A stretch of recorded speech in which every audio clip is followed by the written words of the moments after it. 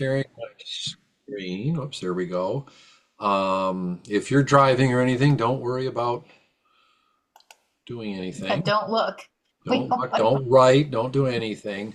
But we're getting those messages there. Okay, so now let me know at some point if you're, hopefully you're seeing this as big as possible. Is that correct? It looks amazing. You're hearing me okay. Awesome. Good. So here we are, 2025, the fifth year coming up. Use that to your advantage when talking with the teams. You know, this is the fifth MLB Lou Gehrig Day. It's just anytime you've got one of those, anniversaries or significant milestones, that's a good thing. So what we're going to do today, or hope to do, is just kind of what we did, really, just the introduction and the welcome. Review the team responsibilities, team lead responsibilities, the resources and tools, of which there are a ton. At any point, you guys, the discussion, you can jump in, and especially, well, I shouldn't say especially, if you've got experience in this and you've got something you want to share, please share. I can see some of you when I'm presenting, but not everybody. So just unmute, jump in, say, hey, Pete or Cassie, whoever's talking, and ask your question or whatever. And that kind of leads into number 5. But so we'll obviously have at the end questions available, and then planning next steps. And our planning today, the nuts and bolts, is going to focus once we get past all the resources and tools on just the next month or two and what you would do. Some of the things that you'll see are more going to happen likely in April or March or April or May, and we'll dig more into those. If you get too much at one time, it all becomes a blur. Okay, let me move this out of the, whoops, sorry. Let me go back, there we go. I'm trying to move this out of the way, yeah.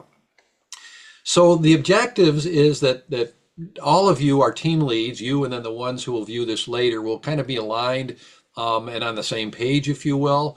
That was one of the things, as you'll see when we looked at last year and we took feedback from the team leads, is that an orientation, something like this, would be a good thing. And so we're hoping everyone's kind of aligned. Doesn't mean we all have to do the same thing, same dates, all that, but at least we're all kind of seeing the big picture and trying to get there. An important part will be reviewing the tools and resources because there's a lot there that can help you in your work. Clear communications and expectations for the team leads. As you'll see in a bit, and I'm going to do the first few minutes of the presentation. But as a lead, there are some things expected of you.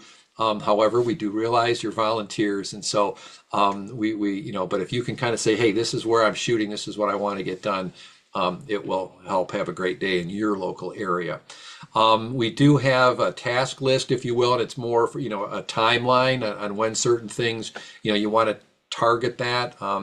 Christy and Cassie, you probably heard me say this. I work best with deadlines. And so that this will just give you some month by month tasks to complete. And then we really hope to generate coordination between the team leads and, between all the aspects, as you'll see with IMALS, other organizations. So the word coordination, collaboration is a key part of this. Some of you may have seen this slide a week ago when we had our general Lou Gehrig Day kickoff. And we just, we talked a little bit about the history of Lou Gehrig Day, but again, this will be the 5th year of that. June 2nd is the date. Every year, that's the official date. We realize that not every team is home that date, and as a matter of fact, it's a Monday, so not every team will even play that date. Whether they're, if it's a Saturday, everybody's playing, but they may not be home. So advocates were the ones that drove the creation of Lou Gehrig Day, and so it's key that we're still part of keeping it going, making it a success. And I think maybe everybody here on this call has experienced it to some degree. If not, it's a great event, and I think at some point during the day, I hope you can just sit, and you will, I think, enjoy it as a participant and not worry about, the organizational sides of it. I added a little piece to this slide, and I think this is important. It just says, note, this is an official MLB Day of Recognition. Teams are expected to recognize it in some way. However, each team's Lou Gehrig Day can differ. But that's, as you work on contacting the teams, and sometimes we feel like, well, we maybe have to tread lightly, or whatever. We don't want to be obnoxious when we contact them, but it's important to know that this is something that the league agreed upon. There's only three, maybe four, I think, official days. I don't know if anybody knows for sure, but there's not a lot of like Jackie Robinson Day, and so. I just mention this because it is a significant thing. Teams are expected to recognize it in some way, and in a way, we're giving them a way to do that. So now to look a little bit at the responsibilities, if you will. In general, as a team lead for Lou Gehrig Day, you will select a baseball team to be your primary focus, probably the one in your backyard or at least within 30 miles of where you live. It could be likely a major league if you're here at this meeting, but it could be a minor league team as well. But their main responsibility is, again, just collaborating with us. If there are other ALS organizations that are working on Lou Gehrig Day, and of course your team, to just make it a great, a meaningful day for the community. Doing it on your own, if we're the only organization, whoops, sorry about that, something happened there. Hold on. I don't know if your screen, are you still seeing it okay? It just jumped to small on mine, but anyway, okay. So that collaboration is key. It's unlikely that you'd be the only organization working with that team. It's possible, but that's one of the things, ideally just stick with us. All right. Now, is with a little more detail, some of the things, yes, you are going to be a leader. Hopefully each of you will have some people who volunteer to help out in that area and can help take on some of the tasks, but and it may just be you leading the efforts and then that collaborating with others to make it a good day. So you're also overseeing the plans. If you have people that are agreeing to help with you and you put them in charge of seeing that people are greeted or whatever, it's, again, kind of your responsibility to make sure they have what they need. So again, as the leader, you're kind of overseeing that. You're sharing information, not only to the local folks who sign up to see, and to take part in your Lou Gehrig Day, but also that information, some of it needs to come up to the organization at a higher level. So we see, number one, how many people are impacted and what's the status. Cassie's going to show you the dashboard, and there are some ways to input information. So if we look and we say, gosh, there's nothing has been inputted for whatever the Houston team or something, then we might reach out and say, hey, is everything okay? Do you need any help there? Collaboration is key. I don't want to beat that dead horse, but it's an important horse. And so work with the IMALS, not only Cassie and I, but Christy and others. And then leveraging social media, email campaigns, other communication channels to promote the day, to promote the event. And some are more involved in this than others in terms of you and having a social media presence. Others, they're very strong at that, and it's no problem to post pictures and all of that. Others, that's not their thing. You don't have to develop a Facebook or a Blue Sky or whatever kind of account if you don't have it. But we want to make sure that increasing awareness is part of it. So we'll try to help you in that regard. The team lead responsibilities a little in more detail, and some of it can be more helpful detail. Than just the broader overview are found in what's called the Stadium Lead Goals and Guide. And there's going to be a link to that on the resource pages that we're going to show you in a little bit. So I encourage you to, at some point, take a look at it, maybe print it and you can write your notes on it and things like that. But do the best you can to fulfill these. Again, with the understanding that everybody's a volunteer trying to do the best they can. Some are working full time and so on. I included this slide. This was one from last week. We're not using all those slides, but I thought this was kind of informative. So I'm going to read each one. Again, these are takeaways from 2024 of the team members from last year. And going left to right, the suggestion was to provide a team lead onboarding orientation, which is what you're doing right now. Ensure that all team leads, even the ones who can't attend the regular Lou Gehrig Day meetings, are trained and fully understand the expectations for planning and for the actual event. And so, again, we'll keep putting this information out there. It's the reason we're recording it. and just sharing emails and so on. But thanks so much of you guys. Thanks to you who could be here today. The middle one, or one that says, try to be more concise and perhaps provide a weekly checklist and timeline of tasks so the teams stay on target. You'll see that that's part of that, and we'll just keep trying to improve that. If you did this last year, you know that each meeting, or as the months go on, we start tackling the things that are more important and timely. There's a dashboard that we're trying to make easier to use with less information on any one given page. You'll see that in a moment. Examples, a checklist, and then many templates or several templates to help you when communicating with teams and others. So we're trying to fulfill what people asked for last year. Kassie, I think, is this where you would jump in? Now, if you want, Kassie, I can, well, let me go to the next slide. Let me know if you want me to go to the landing page and click around, or if you want to. I actually have them all up. So why don't we, so what we're going to go through now is like the landing page and some of the resources and the dashboard. So I can share my screen. Yeah, let me stop sharing then. If I can switch from Google Meet to, I've been using Google Meet all day. I think this should work. Awesome. We're going to find out. Looks good so far. Good. All right, you guys can see, it says Lou Gehrig Day, right, on it. Okay. Okay, so what this is, and Christy set this up, which I think is really amazing, because it's kind of like a one-stop shop, because we realize that there's a lot of different documents flying around, from like our goals to sort of what we the expectations are as volunteers, to templates for communications. And so all of that is kind of on this this landing page. And so if I scroll down, so obviously you have this beautiful graphic here, we have some information here, et cetera. As you start to scroll down, you get into some more of the specific things, like the things up here are some of these presentations will all be on here. But as you scroll down, it starts to get more and more granular. And so I'll go down here to this down here.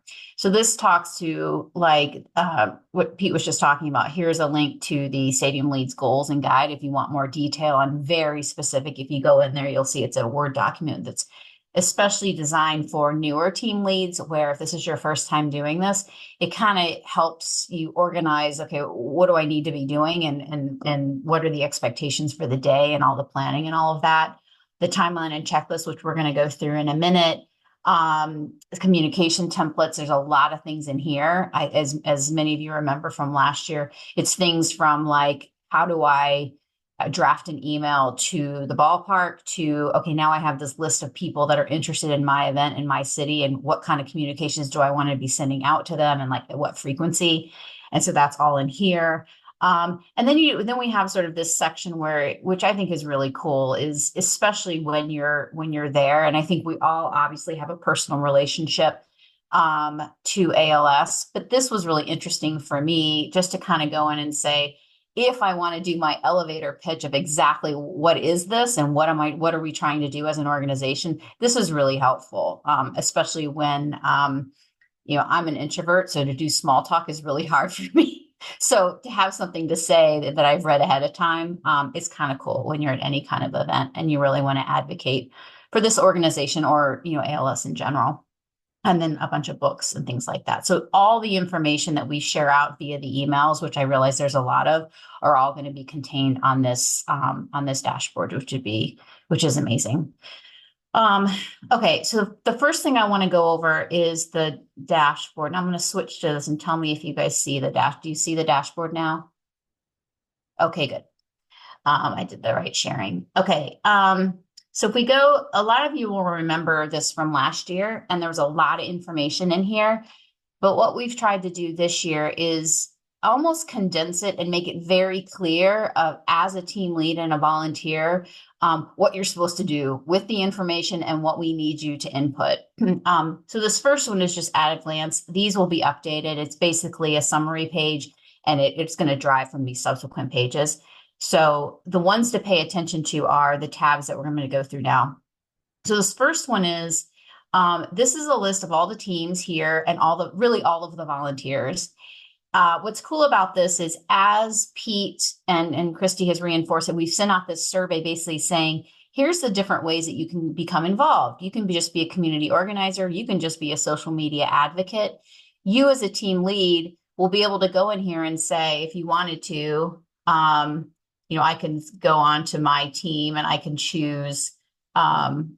let's say, Chicago White Sox. And then in a perfect world, this would have Natalie, this would have a bunch of other people that have raised their hands and said, hey, I'm interested in Chicago White Sox and I want to be a social media advocate. So it's a good way as a team lead to know who has communicated through us, through the surveys, to know who wants to volunteer. So this is kind of a comprehensive thing. So these are all the responses that we've gotten so far. And obviously we want to keep the momentum going and get more and more volunteers. And if you have people, this could be a way for you to enter them too. So you would enter on this thing, you would choose your team, you would say, yep, here's a volunteer that I've talked to, this is their information. And this just gives us a comprehensive list of all of the volunteers for Lou Gehrig Day this year in 2025. You're getting these. Kassie, can I interrupt you? Yeah.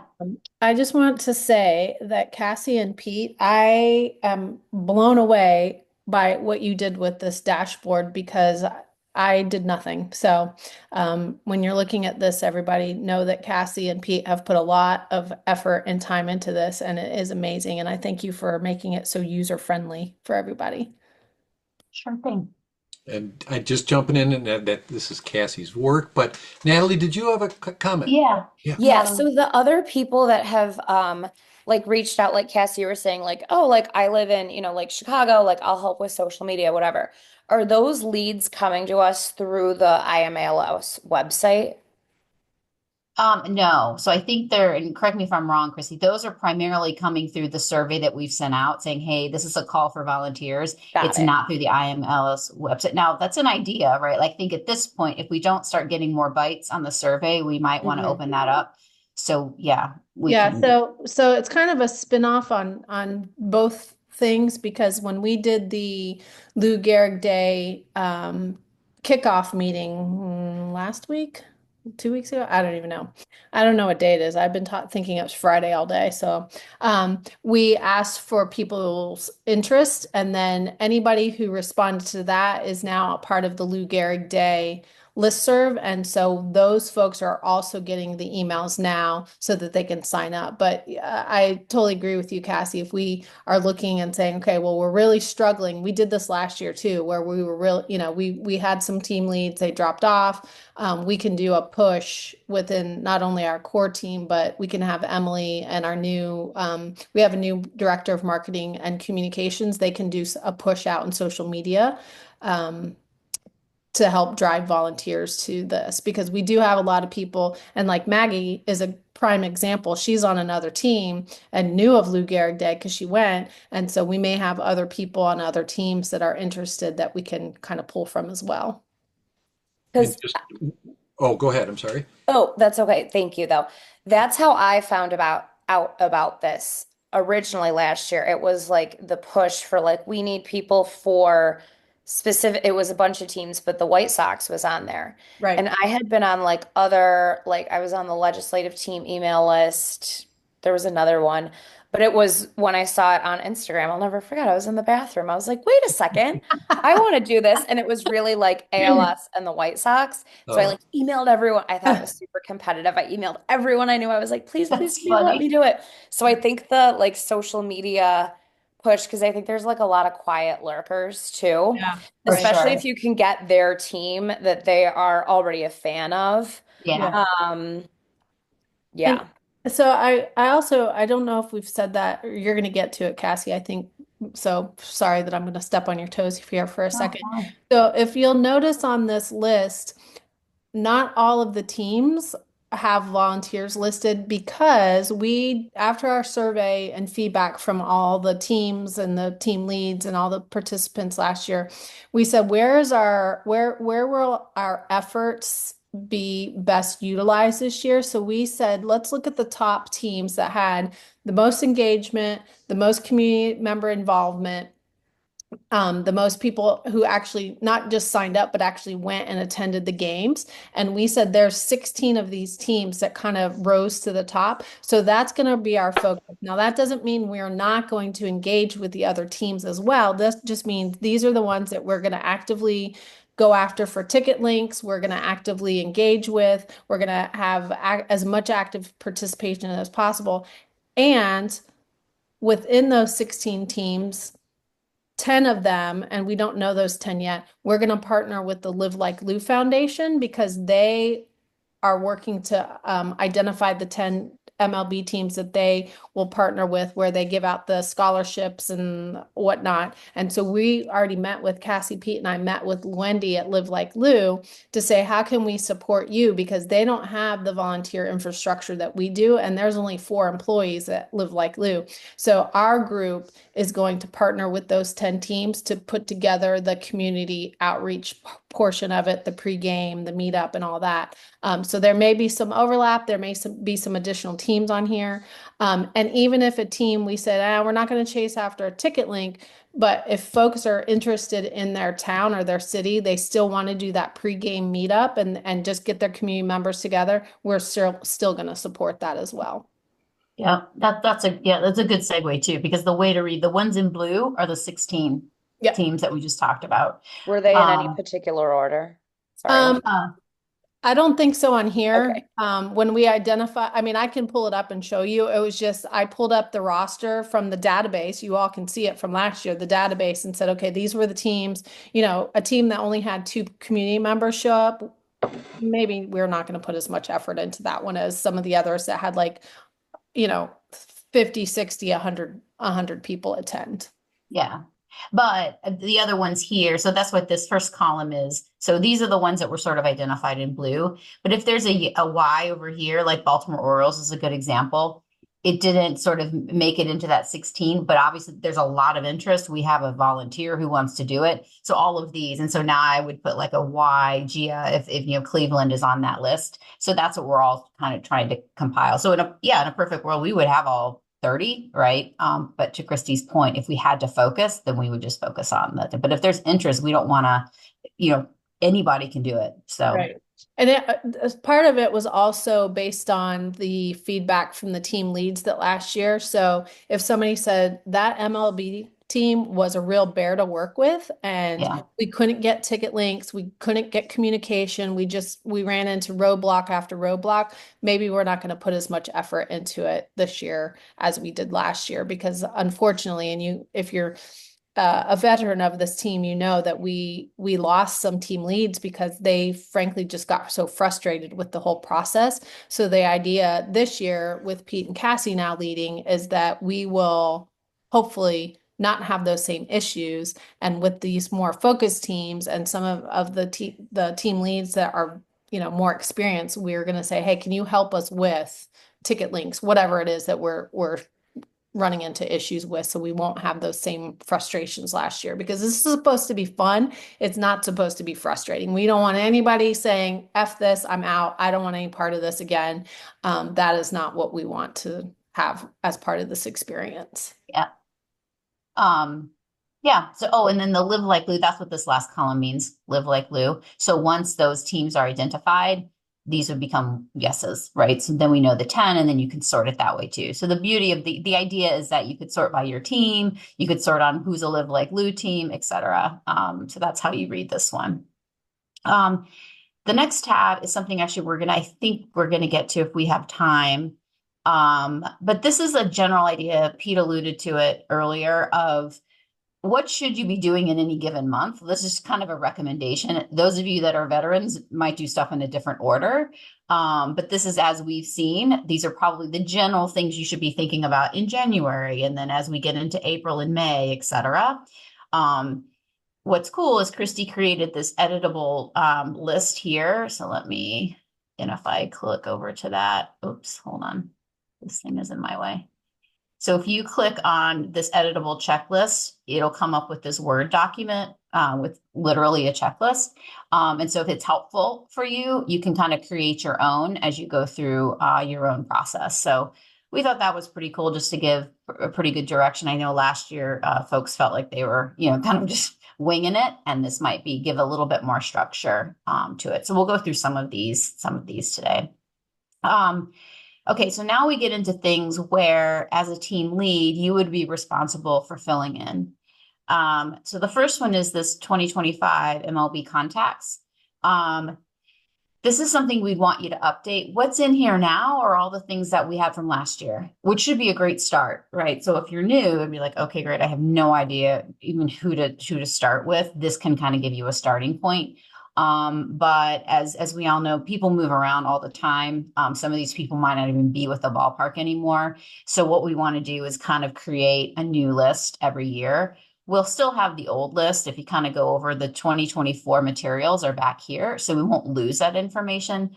But one of the first things to do is to make sure that these indeed are still valid contacts and they're the ones that you've been able to get in touch with, et cetera. So that's kind of one of the first jobs, especially one of the first things we want to do is to try to get a date as much as possible. As Pete said, some parks are just not going to do it till later. But the goal is to try to get a date, for the day as close to June 2nd as possible and try to know that date because a lot of the tasks will kind of back up from that date. So that's the first kind of task for you guys. Then as we get into it, these are, as you're starting to communicate with the park and with the people that you've identified, these are the different things. And each of these, if you click on this, is to a different template. And so it's basically saying these are what we recommend and, a general idea of maybe what you should say. Obviously, you can make it your own, but the idea is it's just sort of a guideline of what you want to be sending to them and how often you want to be sending it. And here again, we ask that as you're communicating, you kind of fill that in. And then this last column is, any general notes that you'd want us to know. That also allows us to see, okay, where somebody might need help or, Natalie, you make a good point. Like, what if we send all this stuff out and you don't have a bunch of support and you don't have a lot of volunteers to help you? Then we would know, like, maybe Pete and I can kind of step in and help. So that kind of helps us know where everybody's at in the process. Perfect. So that's something we need you to fill out. Then the ticket links. So this is sort of the problem child, as Christy talked about last year, but this is where they would all live. So once you get that link, we would put that link in here. And Christy, correct me if I'm wrong, this is important because ultimately this is what kind of that's tied into the IMALS website, right? And so Correct. that's why it's important. Yeah. Yep. So once we get those ticket links, we have that sign up sheet that folks who are interested in going to a game go to. And once we get the ticket links, we can also populate onto there. So not only once they sign up and say, yes, I'm interested in going to the Chicago White Sox game, they'll get that kickback email with the ticket link. So they can go directly from that email or from that notification, click on the link and buy their tickets. And side note, I worked with the Orlando Magic for an ALS awareness event that happened last Thursday. And now I can fully and truly empathize with everybody who went through the ticket getting process last year because, oh my gosh, it was challenging to say the least to get them to respond, to get them to give us a ticket link. And we still never got the correct ticket link because they never fully understood what we were asking for. And just like I know some of you probably experienced, you were working with 2 or 3 different people at the same team. And there was some wide miscommunication. So thank you all for all of your hard work because that was, that was eye-opening for me. Well, one of the things too, if you're relatively new to this and you're wondering, well, what is this ticket link for? Ideally, what we want to shoot for is giving everyone who wants to go and is there for Lou Gehrig Day, hopefully sitting in the same area, because that's one of the great benefits of this is it brings a disease where you're very alone and your family's very alone. You see that there's others and you meet people and that's a huge part of the day. Another thing potentially could be that the team cuts a little money off the cost. That's a hope too, and that might be embedded in that link where they send you to get your tickets rather than just a general person buying in section 111 or something like that. So it doesn't always, you work, and some people want to sit, right next to the field, and that won't maybe not be part of the ticket link, but we do want to try to get one where people are seated together in the same area. So that's Yeah, and that's what happened at the Magic. They did not do that for us. And so, there was probably about 15, 16 of us. We were able to gather beforehand because they did a whole awareness thing for us on court. But then we were all just kind of standing around before the game, and three people went this direction, five people went that direction. We weren't, none of us were together. So there was like little pockets of two or three people sitting together. So that was kind of disappointing. Another thing I was able to do with the socks. Also, one thing I learned is the worse your team is playing, the nicer they'll be to you. Like the socks were so good to us because tens of people attend every game. But I was able to kind of look at the So ticket true. map and tell them, like, we are going to need a good amount of ADA seats. And can we have the rows kind of up at the top closer to those ADA seats? And so that really helped too. So it's great for like community building, but also when you're talking to people with ALS, just like people that whatever, it's kind of an easier sell to get them to come of like, hey, we have ADA seats and your friends and family can be right there. And Yeah. again, when it's a bad team, you can actually just sit anywhere. Um, It's so so that's true. a nice thing too. And the link is really, once you send it out to people, it's really easy to use. Yeah. And Natalie, I think it'll be the same this year. Those socks aren't going to be any better. So I know it's like I'm like Jerry Reinsdorf, like I actually don't want him to sell the team because he was so nice to us. that's right. So he can keep it. That's right. Okay, so that's that. Okay, also only two more things.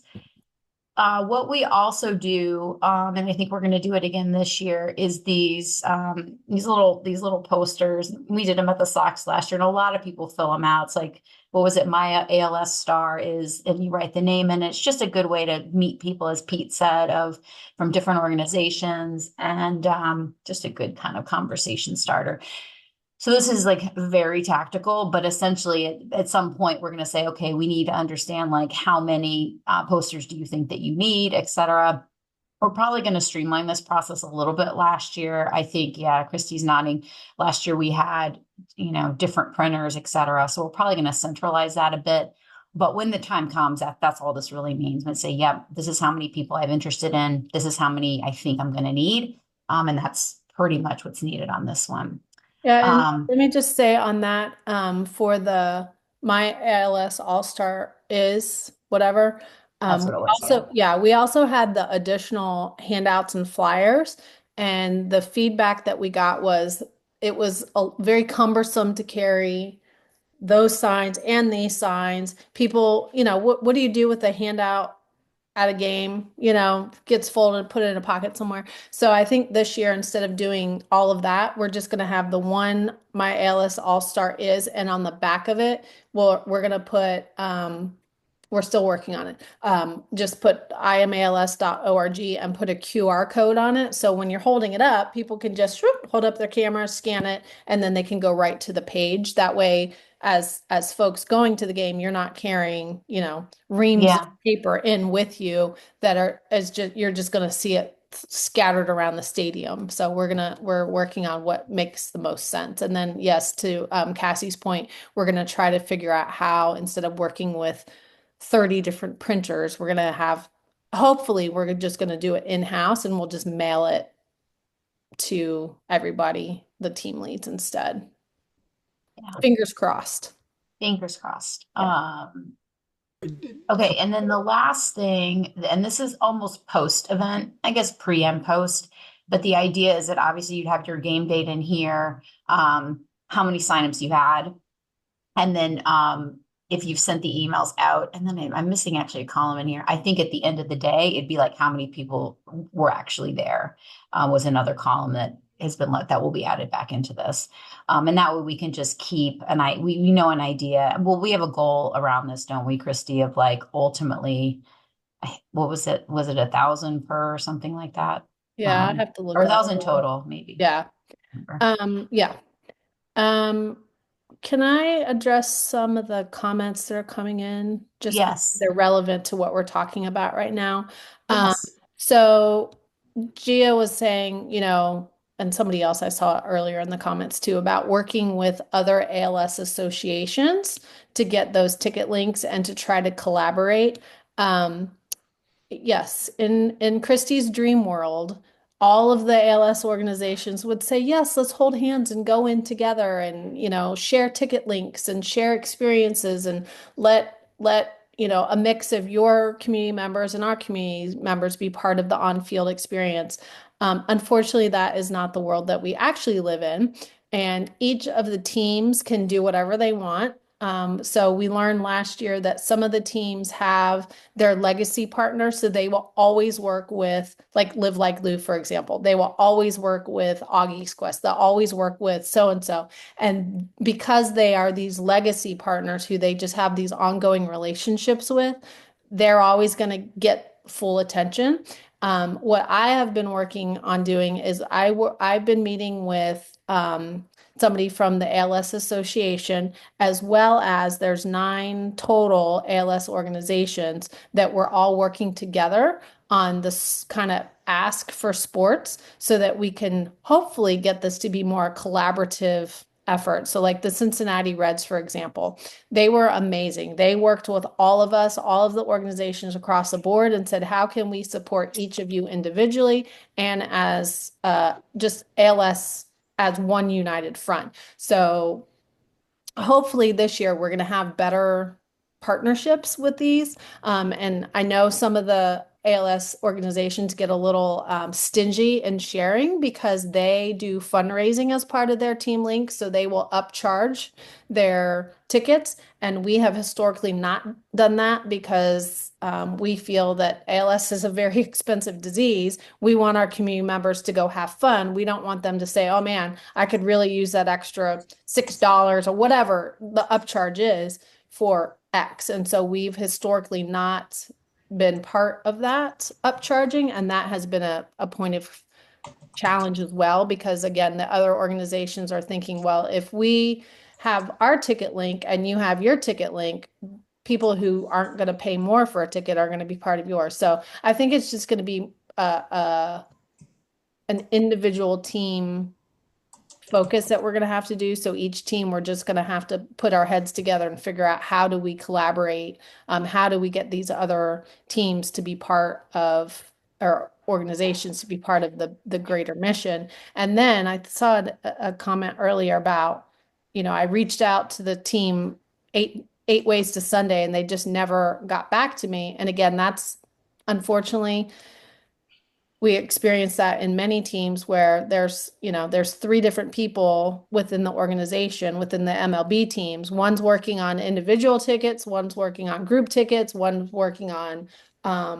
this ALS awareness tickets. And so it's just confusing about who should we be working with. So that's why again, we've narrowed the focus of teams so that Pete, Kassie, and myself can be more of a resource. So when you run into those challenges, we could be the people that say, hey, let's figure out a way that we can support you. And we're looking at folks like a Tim Abeska or a Rod Malloy, who's on this call tonight, who have experience. And we could say, hey, how did you get your ticket link so quickly? And then you might be able to help us figure that out. So. Yep.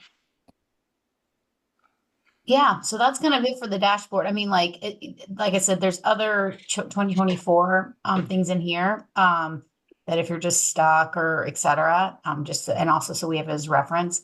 But basically, these first, I guess, 6 tabs are the ones that are the most important for 2025, and then everything starting from 2025 contacts onward are the ones we'd love for you to help us fill in.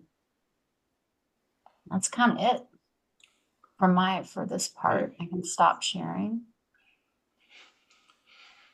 And I have to say about the ALS organizations, just knowing what I Am ALS is doing, what Christie's, connections, the Cures Collective and all of that, I think we're going to, it's going to be better this year. But please let us know if you get, nasty or whatever, not just negative replies, just let us know and we'll see if we can work with that. Some folks have had, I've been lucky in Detroit that a couple of great people with the local organization. So it's been a neat experience, but we want all of you. It just makes sense. So I'm gonna just Yeah. interrupt real quick, Pete, because we've got 14 minutes left, and I know I feel like there's more questions that people want to ask. So I'm gonna recommend that instead of us going through the timeline, um, Yeah, it's a good we idea. do some questions. And so like I'm just looking at the thread. So Dana asked if the dashboard is available to all team members or just the team leads. It's available to anybody on the Lou Gehrig Day team. So it's not just team leads. So I can't remember, Cassie or Pete, one of them mentioned that we've got kind of have these breakout teams, community development, or whatever we're calling it, I can't remember, social media, etc. So anybody who's part of this team um, will have access to that. And then, yes, Gia, you have a good relationship with the local person at ALS Association. Absolutely. If you've got a contact at another ALS organization that you feel comfortable saying, hey, we're working on this Lou Gehrig Day thing. How can we partner? Absolutely. Please do reach out to them because I think that that is going to be a key to our success. And we've learned that if you've got contacts somewhere, use them. Yeah, and it may not be your friend or the person you know. That might not be the person, but they can put you. They'll say, Cheryl's the one doing that, and so you've got this recommendation in a way, which is great. Oh, and I'm just looking at Jennifer's comment. She says at the STL Cardinals, they had people like me who need ADA seating, and you could only have one caregiver with you, so you couldn't sit near the group either, which yes, that is very disappointing. Um, so I think things like that, we just have to be more clear with the teams why we're there. And I know, unfortunately, some of the stadiums do have very limited ADA accommodations. Like just at the Orlando Magic game, we had to move Randy Gregory, who was our person living with ALS. We had to move him because where they had him originally sitting, there was no plug for his. He's trached, power wheelchair. He's going to be sitting there for 4 hours.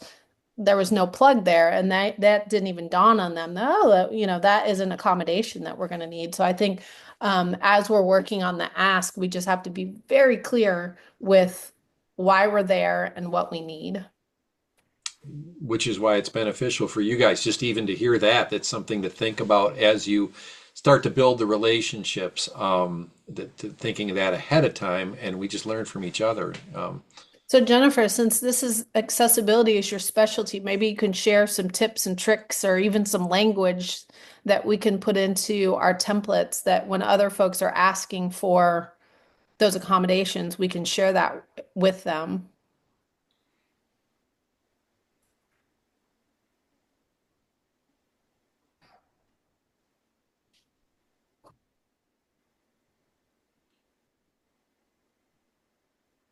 Oh, perfect.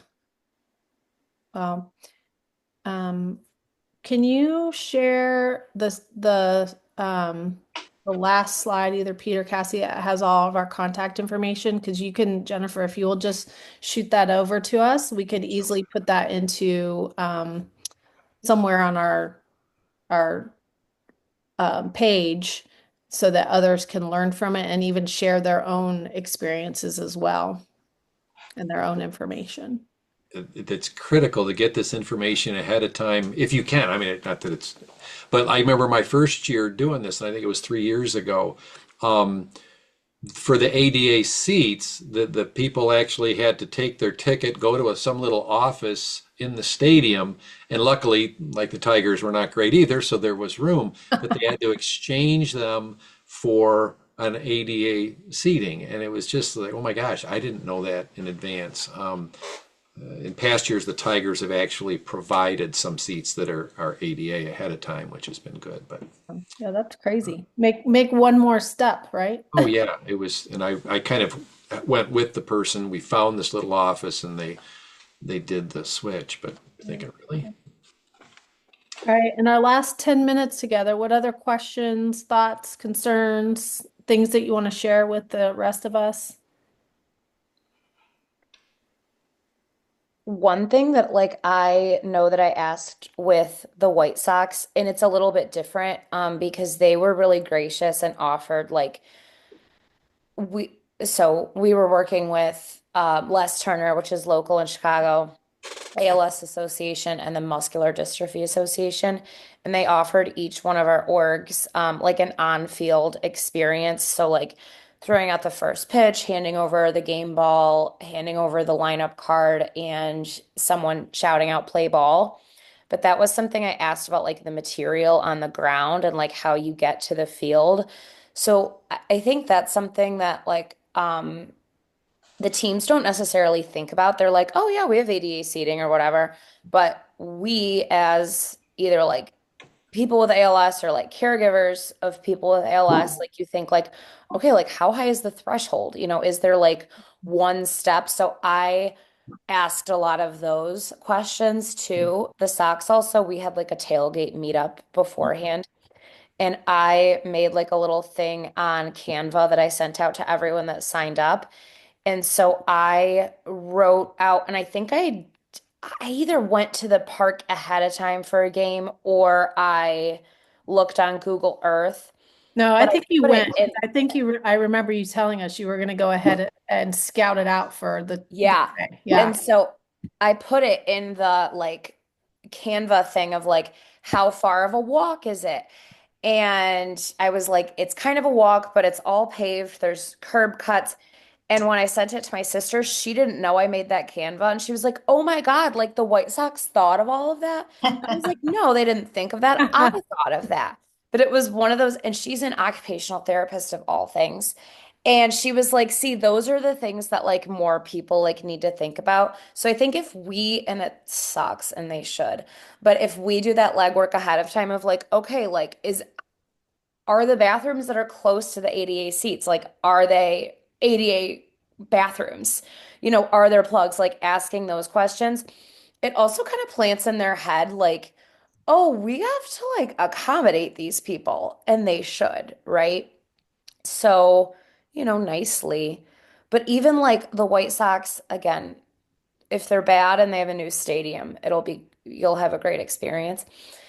But like they were serving food in the suite that they put some of us in. And I was like, okay, like what kind of food? Is it going to be easy to chew? Like how, so like even as far as that, like things that again, like we all think of, but other people outside this community don't have to, kind of plants that seed, gets them thinking a little bit.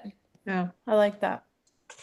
Yeah, and So that's we'll as just put everybody in contact with Natalie, and she can just That's right. we'll ask for a scholarship to fly her around to all the baseball fields to do the legwork Oh for my her. gosh. Sorry, no, guys. I'd love to. No, it's I'm happy to help. I'm a teacher, and um my sister and I are my mom's primary caregivers, so I'm happy to like text. Unfortunately, I don't know that I'm gonna get out to everywhere.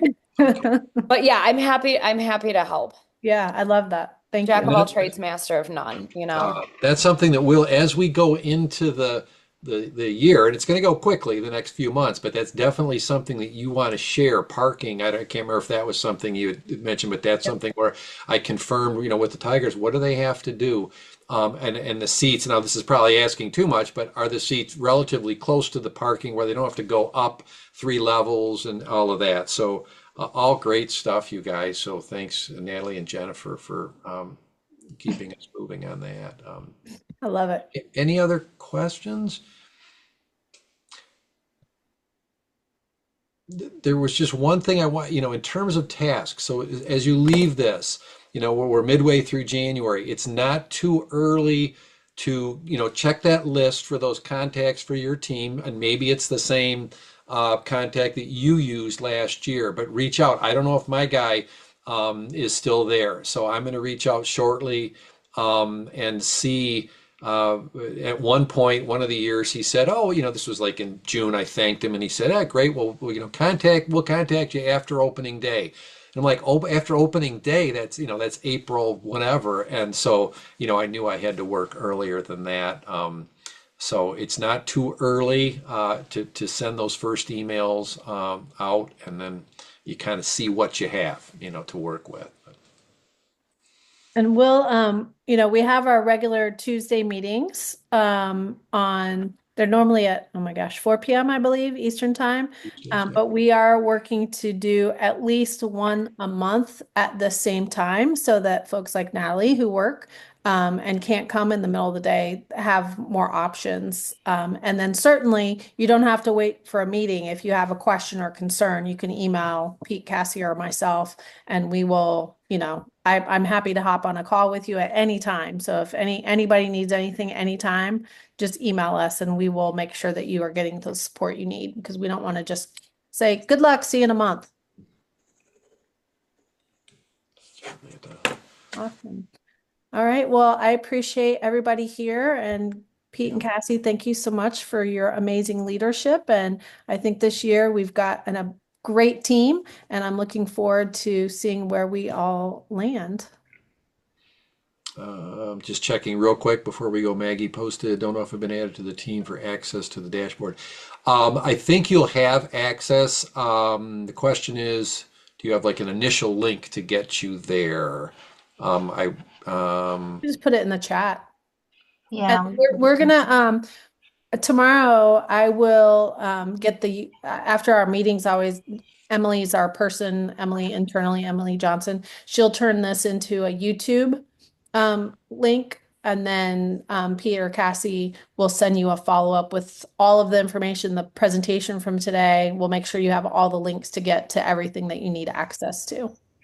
Cool. I just don't know if I'm on your distribution list for this team or not. So I'm gonna put you on it right this second. thank you all. It's very nice to meet all of you. Oh, Yeah, nice to meet you. Oh, thank you. And Jennifer, I made sure you should be on the list today after your email. So Maggie and I think everybody else is Yeah. already there.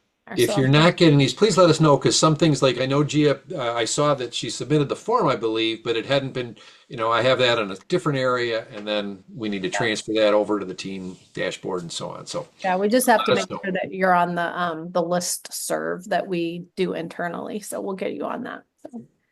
All right. Well, thank you, everybody. Thank you. And I hope you enjoy the Thank rest of your you. evening. Have a good rest of the week. Thanks. Bye. Thanks, Al.